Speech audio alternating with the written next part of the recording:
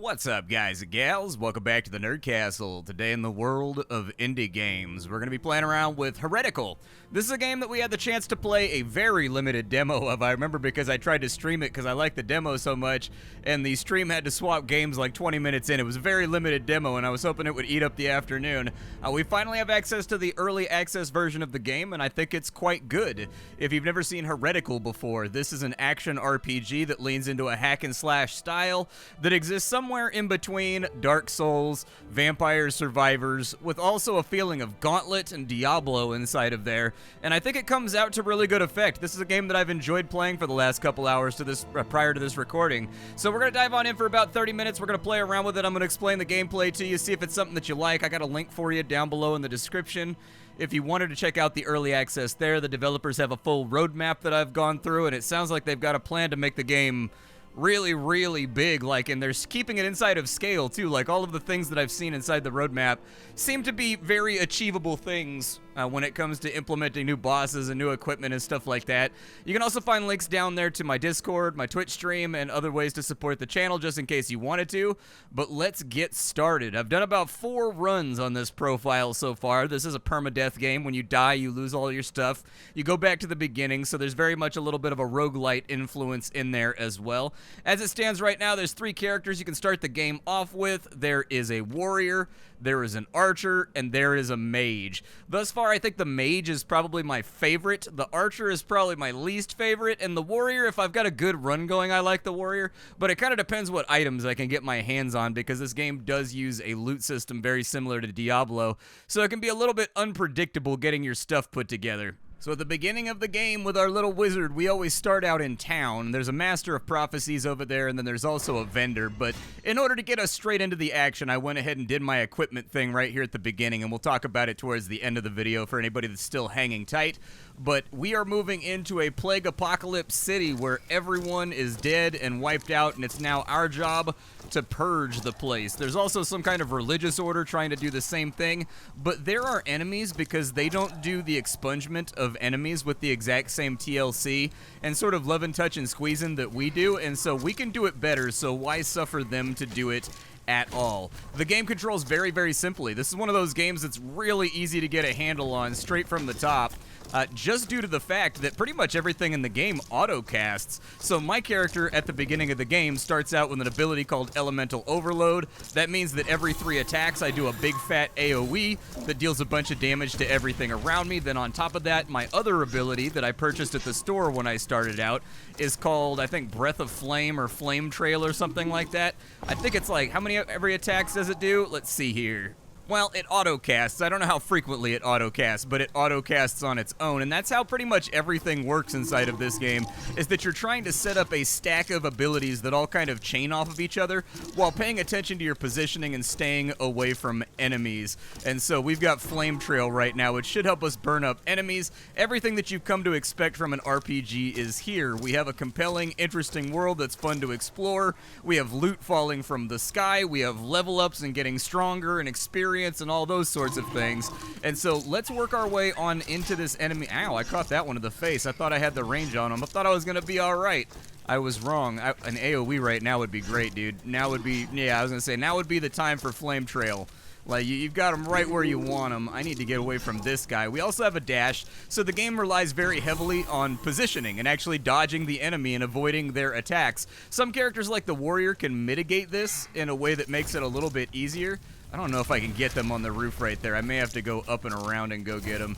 Let me not get hit by a Molotov cocktail that's being dropped on me from down above. There we go. So, like, for example, the warrior every 3 seconds can absorb an attack and take no damage and then retaliate. He's also got a shield that allows him to block and retaliate as well. He's got high armor rating, and so he doesn't have to dodge quite as much as everybody else has to dodge, but it's still probably a good idea just so you don't scuff up your linens. For now, we need to focus on gearing up and getting stronger because there's a boss on the hill up here that we need to take out before we can advance any further. I'm going to dodge around that husk right there. He threw a knife at me. Managed to hit me. My character is very low armor, so I'm going to be taking a lot of damage as we move our way through the map. I'm really going to have to get better at dodging, and unfortunately, I just haven't locked it in just yet. Is that guy coming down here? That guy's coming down here. He wants some. Okay, well, let him swing at nothing real fast, and we'll light him on fire real quick. There we go. He's down. I don't know if I can get this guy from any of these angles. I would like to get this guy from an angle, but maybe I'll deal with sweeping the rooftops a little bit later. This thing right here is a ritual. So every single enemy that you kill builds up a curse. And when the curses build up, everything on the map gets stronger and nastier and more likely to murder your face off, so they just get like flat stat increases. You can dispel those flat stat increases. My dodge wasn't off cooldown right there. Really unfortunate time for my dodge not to be on off cooldown. There we go. Man, this hallway, dude. I gotta figure something out. This hallway's a nightmare. But as I was saying, you can dispel these stacks of enemy strength with these rituals. It will also give you a buff, but then you have to take a penalty. The penalties can range from easily manageable to really, really gnarly and game affecting. It just kind of depends what you pull up in the random roll. And so I will be dispelling my curses as they come up, but they don't really have any curses right now. Let's do our level ups because we've leveled up a couple of times. I really like Dragon's Breath, and it feels like we're doing a fire thing right now, so I'm going to keep doing a fire thing. I'm not normally a fire mage when I play games like this, but I usually favor ice and lightning, but fire will do. I'm going to try to get Dragon's Breath leveled up. For right now, at this point in the game, I can only get 2 abilities that auto-cast in between the other stuff that I'm doing. But later on, as you do Prophecies, which are kind of like these big map-wide achievements, you'll unlock more slots, you'll unlock more gear that can drop, you'll unlock more abilities that can come up in the rotation. They do give you tools like the ability to ban abilities and whatnot, so if you're looking for very specific things, you can kind of just, ooh, nice, dude, that Flame Breath got all of them right there. When you pick up equipment, it's just going to put you into this fast draw system that keeps you moving through the game very rapidly, and so it's going to list out all the items that you picked up, and you just decide if you want to keep it or if you want to keep your old item, and then it auto sells it for you for the next time that you get to a vendor. So for example, this guy right here, he's common gloves, gives us a little bit of this, a little bit of that. We don't have a cape right now, so that's just flatly good for us. We'll go ahead and take it. We have a fine robe of intelligence. We definitely want that since intelligence is one of our major stacking stats. Isolating Skull Fetish, we don't have an offhand, so far gearing is going pretty well. I'm going to keep my old helmet right here, although I do want to prioritize getting a lot of run speed, just because being able to move out of spell effects and whatnot is a big part of this game. There's a lot of AoEs, and they are all very clearly delineated to the player, but if you're not speedy, you might struggle a little bit to get out of the way of them. How long does that have? There we go. They're using that old classic World of Warcraft way of denoting that there's an AoE coming out with the filling. There's one right there, too. Okay. Let's see if I can get you off the roof so that I can have this treasure chest over here. I can't get him just yet, but we'll go up on the roof and we'll clear these guys on out. I've played through this level a couple times now because I keep dying, and so I've already gotten all of the fallen stars that allow us to upgrade our character in between runs. What I'm doing at the moment is mostly just farming up XP before we go take care of the boss on the hill, and then head down into the sewers. In addition, the map does evolve as you play your way through the game. Think something like Dark Souls. When you get through certain areas, it'll have a loop back that allows you to drop a ladder to skip that area if you want. This game also has those sorts of things implemented. Typically, they are linked to like a prophecy that you've got to complete while you're going through the dungeon, but you do get easier traversal through the map as you get further and further through it. We got more items over here. Strength doesn't help us as a mage. I don't really want the staff, unless it uses as a stat stick, I guess, but it didn't really have any stats on it. That'll give me a little bit more walk and run speed, but I don't want to lose my intelligence. Don't keep the staff. Pale wand. Well, it does a lot more damage than the wand that I had. 9 to 12 right there with an 8% magic damage increase. Yeah, that one will do. Let's take that, and then we've got strength, vitality. The 5% dodge chance is kind of nice. I'm a little bit intrigued by the 5% dodge chance because that just allows us to not get hit. A little icon pops up, and the enemy's attack goes straight through you, so I'm cool with that situation. Let's see if we can draw them back through this gate over here. And down they go. Big old mass of flaming bodies. That's what I like to see. That's how you know a pyromancer is doing his just work properly. What's inside this chest? Rare item? I'll take it. Alright, yep, you guys all step on top of my super gnarly AoE. I'm just going to use both my dodges right there because I don't know. He hit that, huh? That shocks me. I am shocked and upsetty that he was able to hit me from that far off screen. What an absolute god. What a Chad of the dexterous arts. Okay, let's continue putting a little bit of damage on him. There we go, the white meter that's underneath their HP bar. That is their stability. When it gets down to 0, the enemy is briefly stunned, but I wouldn't rely on it. Melee characters knock out stuns a lot faster, so the warrior, he stuns pretty much every 2 or 3 hits, but it's only like a 1-second stun, so like don't get too addicted to it. It's really not going to save you from a bad situation. Soaked a little bit of damage right there that I'm not pleased with. Would have rather not taken that 40 hit. There's not really any reliable ways to heal in this game aside from leveling up, so try to keep that in mind. Every hit that you take is a hit that's only going to heal off when you hit the end of this meter, so keep an eye on it, because enemies do punish in this game, and they do hurt. When they get after you, you will absolutely feel it. Alright, get that assassin out. There's our level up. Fire Trail's got him locked in. We accidentally aggroed that pack from down below, though. Perfect. That'll work right there. He's sitting in the back, burning. I need to get all my dodges back before these guys run up on me. I do like the way that all the items, it's like impossible to leave an item behind in this game because they all suck to your character and like automatically get collected. That's really, really nice. And in fact, I think there's a lot of really good quality of life inside this game that I wish that other RPGs would really take prompting from, because I'll show you what I mean in just a second. So let's say that I go to my inventory right here. We take a look at our character. If you put this, if you mouse over any piece of equipment, it automatically highlights whatever stats that you're getting from that.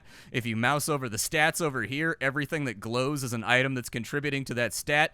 That's very, very good stuff right there. That's kind of one of those things that I really expect out of modern games to really help me find the information that I'm looking for without having to deal with a bunch of sub-tabs and a bunch of lists of numbers. Like, that's really fantastic work right there, so well done. And we have 2 level ups. I will take Dragon... Well, we've been using Ember Trail a lot. Let's see if we can get Ember Trail leveled up a couple of times. So Ember Trail's a little bit stronger. And then as far as we've got items here... Oh, it's a bummer that the 9 fire or the 12 fire resistance isn't intelligence. I'd swap this in a heartbeat if it was, because that 8% move speed is huge. I'll take the 8% move speed. I'm going to sacrifice a little bit of damage to get some move speed. We'll sacrifice that. We'll sacrifice that. We've got the Pandemonium Call, so our damage dealt goes up, so our implicits are a little bit better right there. Higher critical strike chance, physical attack, magical attack. That's a winner. I'll take it. That's fantastic. We aren't using Frost, so we don't want that guy. That's not really going to be that helpful, and you do get kind of like that satisfying feeling of trying to work on a build inside of this title. Now, how much content there is here, I can't really tell you, because I've been getting smoked inside the 2nd level every single time I go down into the sewers. I get my skull dookied inside of, alright? They use my skull like a latrine. It hurts my feelings. My mom won't pick up her phone when I try to call her to cry about it, and so I haven't gotten past the 2nd level. I don't know how many levels are past the 2nd level, but I have been playing. It's about 1 in the afternoon right now, my current time. And so I have been playing since about 9 o'clock this morning, though.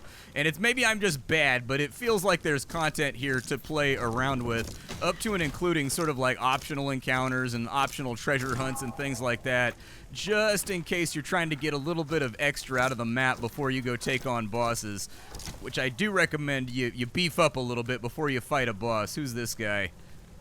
Here he is again, the bane of all barrels. Have you already forgotten that poor Mahler might be dwelling in one of these? At least I hope you're as generous as you are keen to kill kegs. If you can spare 100 coins, I promise to pay you back and then some. Alright, that's the spirit. I remember when these kegs had some spirits in them too, but, you know, then I drank it all. This guy has been popping out of barrels the entire game that I've been accidentally breaking while I've been running through maps, and every single time he asks for increasingly more money, and so I'm guessing he's a part of some prophecy, and eventually he's going to unlock some stuff for me. Because we have a curse, you can see from the white glowing number right here, let's go ahead and convoke the Abyss. I can get 9% critical strike chance permanently, but I take 13% increased damage permanently. Or I can get a dash charge, but the enemy gets buffs much quicker because I can kill 10 less enemies before they stack up. Both of these are really good. I'm going to take the 3rd dash charge, and then we've got to choose a current thing to go wrong. We can lose 40 HP, Or we can make it so our dashes aren't that long for the next 20 kills. I think we're going to level up fairly shortly, and it shouldn't be too bad to get 40 HP back. So I'm just going to lose the 40 HP. But with 3 dash charges that are denoted under my character's feet, we should be quite a bit more evasive when it comes to staying away from enemies and keeping ourselves safe. Hitboxes in this game seem to be fairly accurate. I've only ran into one hitbox-related problem, and that's that the enemies have collision. And this game being, you know, Souls inspired, some of the bosses you fight are quite large. They have very large in-game models, and they can pin you against a wall and corner trap you like Blanca, just beat you to death, and there's no way for you to get out. I would suggest you fix that by making it so that the character has no clip when he dashes through enemies.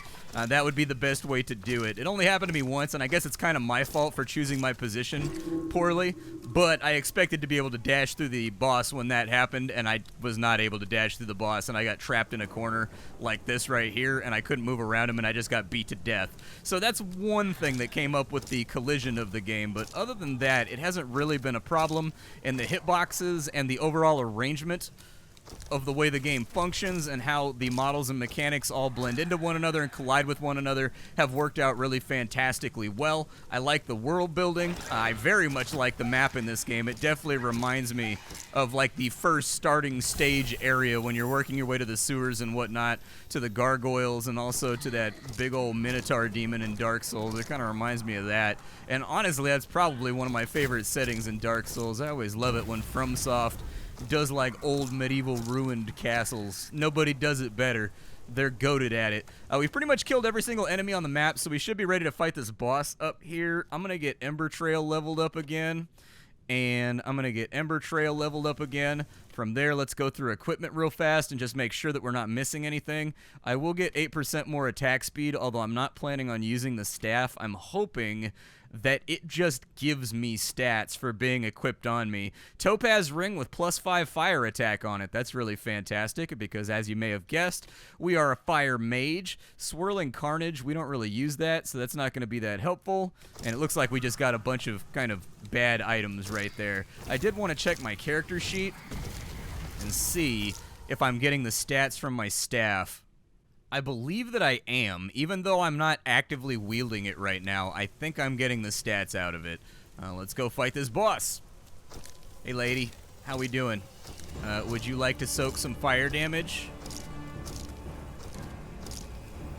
There you go.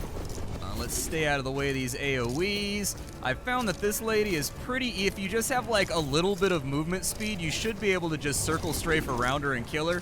Where she becomes a problem is if you don't have any extra movement speed. And we don't have that issue right now. And we're fairly well geared up, so we'll just wipe her out real quick. And so we've killed our boss. Now we can go down.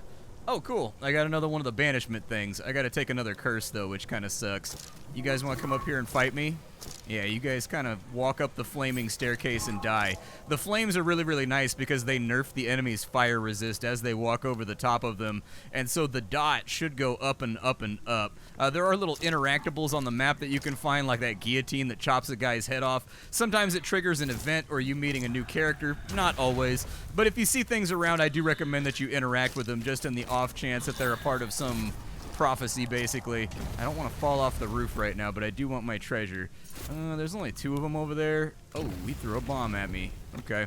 I needed to come down here, and I need to banish another curse real fast. We just got gold out of that chest, which is unfortunate. Was hoping for a nice little loot stack. We've got the ritual on this side. Let's go ahead and light it off. Skill duration is longer, or we get more resistances. Skill duration will probably count for our flame trail. But 23 resistances is really good. So I'm going to take the 23 resistances. And then I've either got a... Oh, we got the same one as last time. Okay, I'll lose 40 HP then. Although my HP is kind of getting lower. Like, I would like to level up at one point or another now. Can I hit him from right here? Can't get the angle right there. I want the angle right there, but I can't get it. Our next goal is going to be go down into the sewers. So we got to get across town. We got to kill a few more monsters, make a little bit more mayhem, roasty toasty a few beasties, get our HP back from a level up. So that's really nice. Yeah, we're churning and burning right now. It's going pretty well. There's a lever right there that makes something happen, but I haven't been able to figure out how I unlock that thing.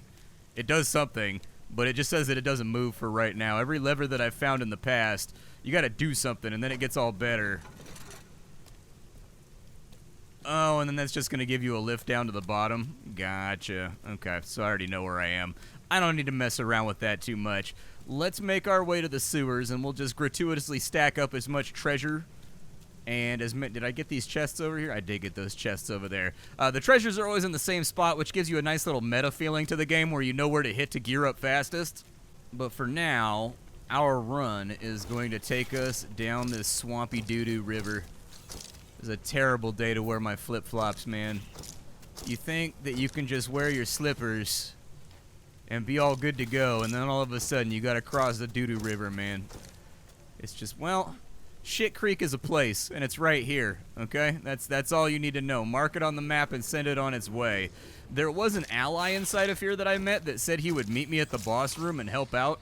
I don't know how that's going to work because I got murdered by a mini-boss right before. Hey, we got a stray star. Nice. Which unlocked one of our prophecies, too, so that'll give us something. I don't know what it'll give us. I'd have to check the prophecies list, but we can't turn in prophecies till we die anyways, so it's fine. Yup, man. That stream of fire is really starting to become a headache for the enemy. There's booby trap in this room. You gotta watch out for these little mortar zombie guys. They put fart gas all over the place, and boy, does it hurt. And unlike many of the AoEs in this game, it goes off very, very quickly by comparison to all the others, and so we'll have to watch ourselves. I think these guys detonate too when they die. Yeah, they do indeed. So we lost a little bit of HP right there, but we are leveling up. Dragon's Breath needs some levels, so let's go ahead and level up Dragon's Breath. Good to go there. Do I have any equipment that's going to make my life easier? We don't want to wear medium armor because our character is a master of light armor. Light armor in this game has certain penalties. If you're using an armor that you have the mastery for, it no longer has those penalties, so basically you get to run it for free in that situation. I'm going to keep my old one. I'm going to keep my old one. We've got a new chest piece, but it's got strength on it. It does give us magic find, which would be nice, but I'm not quite convinced. Ooh, 8% movement speed ring. Okay. We've got to destroy these nests. That's what the storyline told me I had to do down in the sewers. Probably an RPG cliche at this point, but I never tire of it. I never tire of wiping out plague nests in video games. There's just something deep down inside of me that is a staunch follower of the Imperium that wants Nurgle to suffer. You know, I want him to have a bad time. Alright, upstairs we go. Was that stairs right there? Oh, there's a chest back there. Let me go get it real fast. Alright, got my $5 out of the chest. Probably wasn't worth the run back, but we do have a boss over here. I think he's optional, though. Like, I think I can skip him if I want to, and I sort of, like, want to a little bit because he smoked the hell out of me last time. He's kind of scary. Like, he's a little bit of a problem, and I don't know if I can take him. I'm gonna burn this net. Oh, Christ. Oh, it teleported me back into the room when he saw me. That's real unfortunate. Ow. Yup. We're gonna have to let our dodge come back to get around this guy, otherwise this isn't gonna work out. He's gonna mortar me.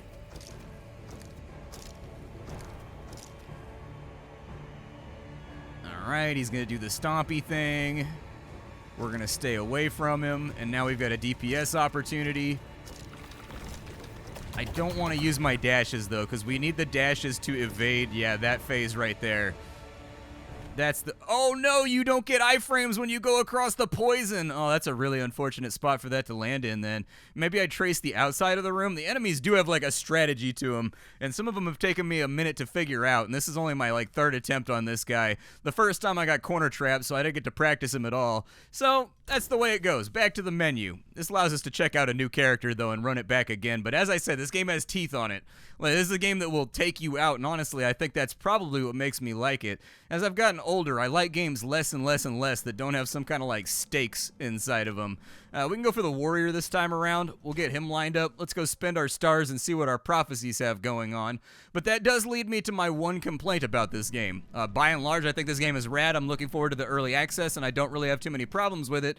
But the prophecies menu is chock-a-block with AI art. So all this, that kind of surprised me too, because the game has a very charming art style that was clearly designed by someone that knows how to make a unified art style for an entire game that all blends together and all feels like it's part of the same contiguous product. And so I was not expecting to see this amount of AI art, and as far as I can tell, it only exists inside of the Prophecies menu, so I would definitely recommend having all this replaced because it leaves a bittersweet taste in my mouth. We've got 5 Darkness Curse limit. Oh good, that means the enemies level up slower, so that'll be nice. I don't think I have any other oh, I do have this one. So you kill 12 enemies with Shield Bash, and we can get a new ability. Oh no, it's a legendary, a unique shield called Porcupine. I haven't seen any uniques drop yet inside the confines of the game, but maybe someday. We've also got Burning Blood. So I killed, oh, I took 250, so I've got a new ability. When taking direct damage, enemies around you are set ablaze, causing them to burn for a short period of time based on your total hit points. You recover hit points from damage this way. Ooh, that's nice. So it, like, cauterizes? Shee, that's pretty good. Okay, I can get on board with that. And we've got a Cyclone Strike that we've unlocked. It's going to jump around a little bit of us on that side. And there are a lot of prophecies, by the way. There's quite a few of them inside this early access. And I counted on the roadmap. They're planning on adding like 50 or 60 more as well. So there's lots of things to work on. We've got a Barbarian's Charge right there. And we discarded 50 items, so we just get more loot now. So that's nice. I'll take more loot. And so you'll find these prophecies on the map. You will get them randomly as you finish other prophecies that they're linked to without knowing exactly where you're going. Yeah, we did get more loot right there. We start out with 50 bucks, so maybe grab some starting gear. Dodge chance is nice. I don't really want to run two-handers. I mean, that gives me crit and it gives me HP, so I guess I'll buy that. And then I'll probably just take the Elixir of Attack Speed because that lasts for the rest of the run. So that'll allow me to swing a little bit quicker. And I tend to favor the lighter weapons when it comes to playing the Warrior. But I've had limited success with the Warrior. All my best runs tend to be the Wizard. And just like that, we go back out and we contend with the game world once more to try to do better than we did last time. And so this is Heretical. I think Heretical is a really, really cool game. I think everything that I've seen here is leading to an encouraging early access. And other than that, the only things that I found to be a problem with it were the things that I already brought up during the course of our play. So I will see you all later. Thank you for spending your time with me. Hopefully this helps you decide whether or not this is the kind of indie game you want to play. It's currently on sale for $15, so you can get it at that price point if you want to. And that's all I've got for you. Take care, folks, and I will catch you all later. Thanks for hanging out.